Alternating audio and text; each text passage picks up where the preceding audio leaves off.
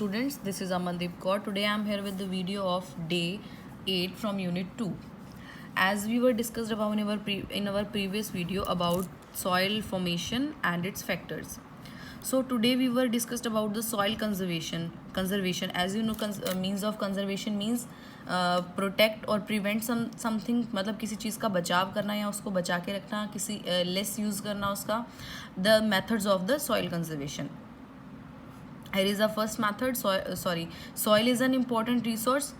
There are the various methods used for the soil conservation. Soil एक important resource है हमारे लिए because as it provide us food to eat. There are the various method of soil conservation or prevent soil erosion. The first method is mulching. Mulching means like dry leaves. A bare ground between plants is covered with a layer of organic matter. Bare ground means कोई open ground है.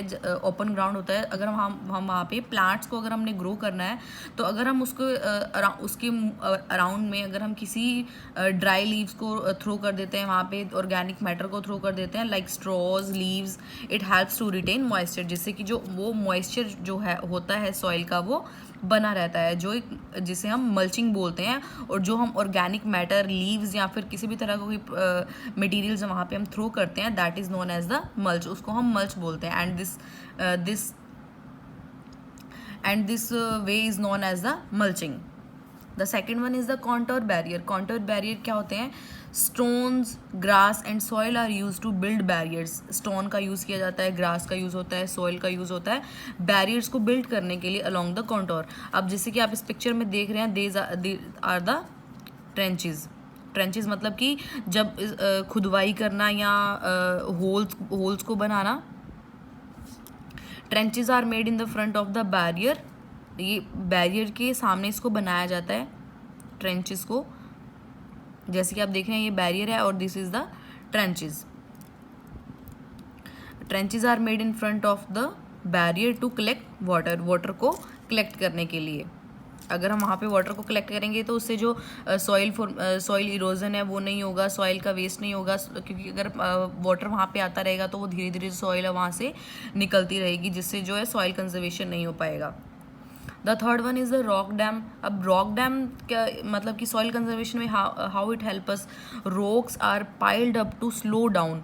मतलब अगर हम rocks को rock dam बना देते हैं, rocks को पाइल्ड करके वहाँ पे उसको इकट्ठा करके to slow down the flow of water. जो पानी का जो फ्लो होता है माउंटेन एरिया पे या किसी भी एरिया में जब पानी का फ्लो होता है तो वो रॉक्स के कारण वो बहुत स्लो हो जाता है और होल्ड करके रखता है उन सभी होल्ड करके रखता है उस फ्लो को, जिससे जो सॉइल इरोजन है वो प्रिवेंट कर सकते हैं हम सॉइल इरोजन को.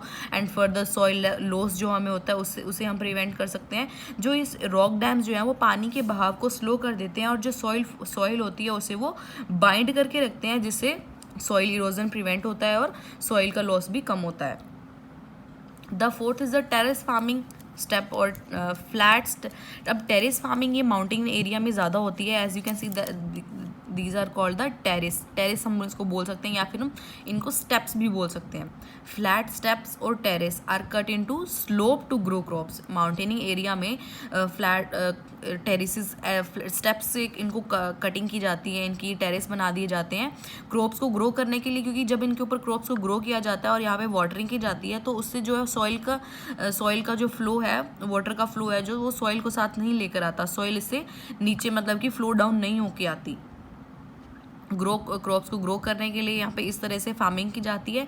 And reduce run of. इससे जो बारिश का पानी है या कोई भी पानी है वो मतलब जल्दी से बहाव में नहीं जाता, वो रिड्यूस हो जाता है, उसका यूज़ कम होना शुरू हो जाता है. Fifth one is the intercropping. Different type of crops are grown in the alternate rows. हर एक रो में डिफरेंट टाइप से जब हम क्रो लगाएंगे, जैसे कि क्रॉप्स लगाएंगे, जैसे कि row of bean. Last video में हमने लर्न किया था कि अगर कच्चे बीन्स को अगर हम कल्टीवेट करते हैं या उसकी एग्रीकल्चर करते हैं उसका, तो वो सॉइल को जो बाइंड करके रखते हैं. Are sown at the different times, अगर हम डिफरेंट टाइम पे डिफरेंट क्रॉप्स को ग्रो करेंगे तो डिफरेंट टाइम्स पे ग्रो करेंगे तो वो सॉइल को बाइंड करके रखेगा, वॉश्ड अवे होने से, पानी के बहाव के साथ जाने से वो सॉइल को प्रोटेक्ट करके रखेगा, उसको बाइंड करके रखेगा, जिससे जो सॉइल कंजर्वेशन होगा और सॉइल का लॉस बहुत ज़्यादा कम हो जाएगा। Next one is the shelter belts. As you अगर हम देखते हैं कि कोस्टल एरियाज़ होते हैं या सी साइड जो एरियाज़ होते हैं वहाँ पे प्लांट्स को ग्रो कर दिया जाता है, ट्रीज़ और प्लांट्स की रोज़ बनाई जाती हैं। किस लिए बनाई जाती हैं रोज़? ये चेक करने के लिए मूवमेंट्स ऑफ एयर, विंड की मूवमेंट्स को चेक करने के लिए कि जो विंड की मूवमेंट है वो किस तरफ से ज़्यादा आ रही है और किस तरफ से कम आ रही है। In the coastal and dry region rows of plants and trees are planted. क्यों प्लांटेड किए जाते हैं? वो to check the wind movement, to protect soil cover. जो सॉइल मतलब कि सॉइल को प्रोटेक्ट करने के लिए वहाँ पे विंड की मूवमेंट्स को चेक किया जाता है ताकि वो सॉइल को प्रोटेक्ट करके रख सके, उसको सेव करके रख सके। तो student here your topic is completed about the soil conservation. अब ये मैंने आपको 5 to 6 टाइप्स ऑफ वेज बताए हैं कि सॉइल को हम कैसे कंजर्व कर सकते हैं। So students please watch this video as a proper time and I think you remember about your unit test from 15 to 20th June your unit test will be started, and please students be prepared for the unit test. Thank you and have a nice day.